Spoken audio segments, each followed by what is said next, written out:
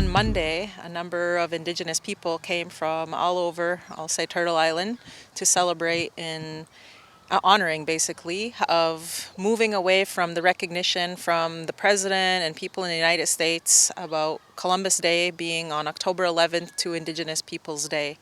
I was invited by a young man by the name of Dylan Baca. He is the CEO and chairman of the Indigenous Peoples Initiative at Columbia University.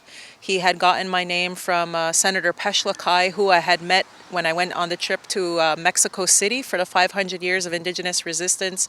So knowing, where I live currently and being in proximity to New York City, she recommended for him to invite me. So I attended, and I actually was asked even to do an explanation of land acknowledgement, what that's all about. But they actually had a Lenape individual from the Manhattan area to do the actual welcoming to the territory. And my explanation was basically about now how we're seeing a shift, I guess, in the mentality of, we'll say, settlers or non-Indigenous people about wanting to understand more about Indigenous people, our presence, our history, and that we're starting to see more land acknowledgements in corporations, sports teams, businesses, etc. There's a lot of deep roots, I guess, in terms of the different people that are now inhabiting New York City. There was a number of people who were invited to attend who in the end didn't end up making it.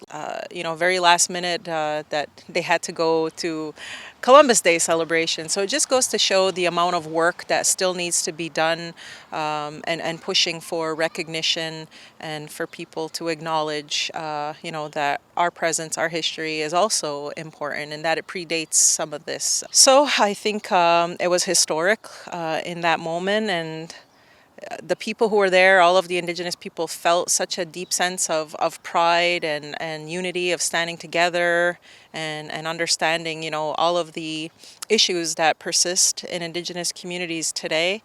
But the fact that we see hope and there are changes that are happening all around us, and it's up to us, right, to continue to fight, to continue to push.